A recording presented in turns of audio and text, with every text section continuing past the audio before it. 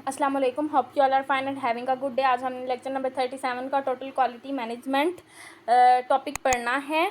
ठीक है, इससे पहले अगर आपने मेरे चैनल को सब्सक्राइब नहीं किया तो काइंडली सब्सक्राइब करें और बेल आइकन के बटन को लाजमी प्रेस करें। The advice of US business consultant W.Edwards-Deming।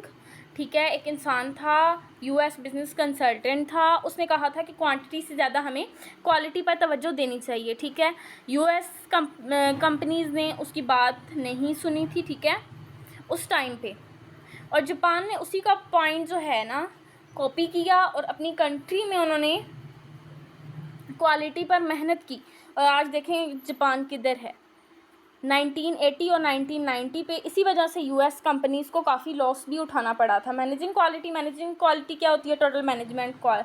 Total quality management, TQM। Options में पूछा जा सकता है TQM स्टैंड फॉर। ठीक है, तो इसका ये आंसर है। The sum of all activities involved in getting highly qualitative products into the market place.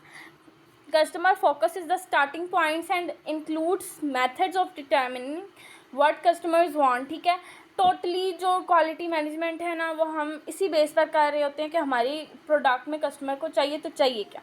Fairness screens जैसे होती हैं, उसमें कस्टमर को क्या चाहिए होता है कि फेयरनेस आए, हमारी स्किन ग्लो करे। ठीक है, प्रोडक्टिविटी क्या होती है कि इफेक्टिव यूज़ ऑफ कंपनीज़ या कोई भी ऑर्गेनाइजेशन के रिसोर्सेज को आप किस तरह से अच्छे अंदाज में यूज़ कर सकते हैं, वो होती है आपकी प्रोडक्टिविटी।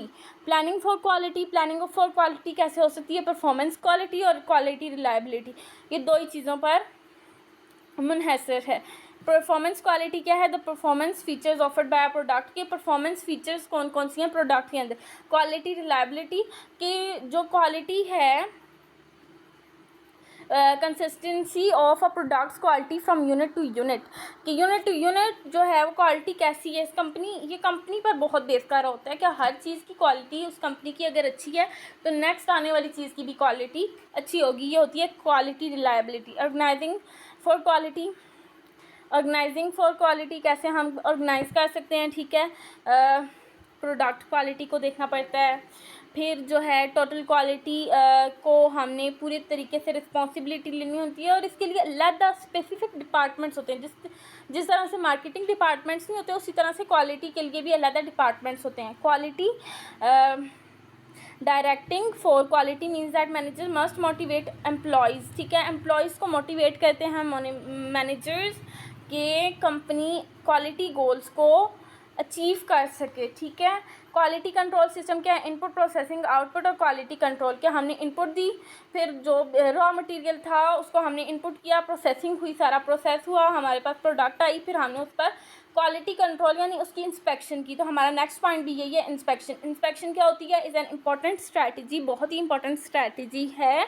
ठीक है, और इसी वजह से प्रोडक्ट्स में मिनिमम डिफेक्ट्स होते हैं। ठीक है, it minimises the defects in products. ठीक है, quality control versus quality assurance. Quality control और क्वालिटी एश्योरेंस में क्या फ़र्क है? ठीक है, क्वालिटी कंट्रोल क्या है कि आप टाइम टू टाइम जो है ना वो आपने क्वालिटी कंट्रोल जो है वो हर एक प्रोसेस पे आपने अपना एक कंट्रोल रखा हुआ है कि हाँ जी क्वालिटी बेस्ट होनी चाहिए।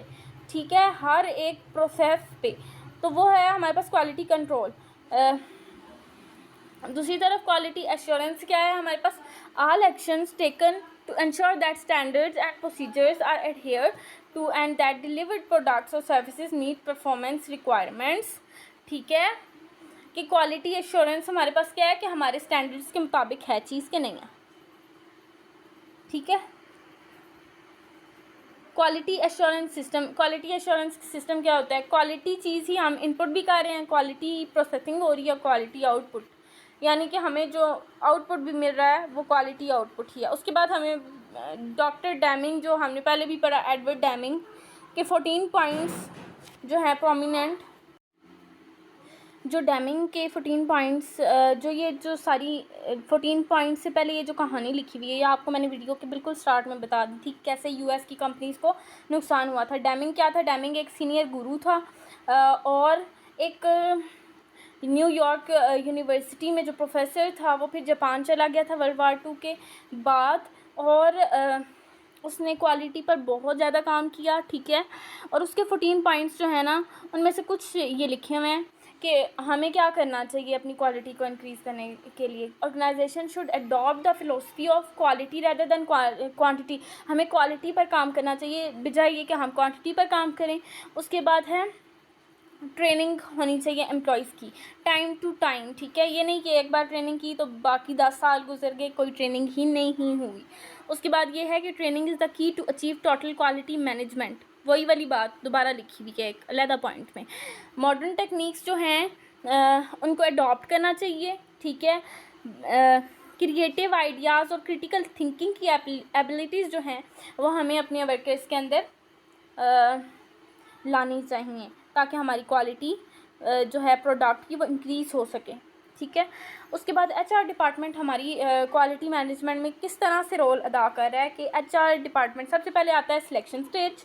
सिलेक्शन स्टेज में क्या होता है कि जब कोई भी एचआर मैनेजर कोई किसी भी इंसान को कंपनी के अंदर, ठीक है, देख रहा होता है कि ये इस कंपनी के लायक है या नहीं, तो वो वहाँ पर देखिए कि quality people are selected in the organization, ठीक है। एचआर मैनेजर्स जो होते हैं वो 3 चीज़ें आपकी नोट करते हैं। क्या आप एक्सेप्टेबल हैं इस कंपनी के लिए, आप फ्लेक्सिबल हैं, आप कॉन्शियस हैं, क्वालिटी कॉन्शियस हैं, और आप सबसे बड़ी चीज़ कि आप टीम वर्क करना जानते हैं।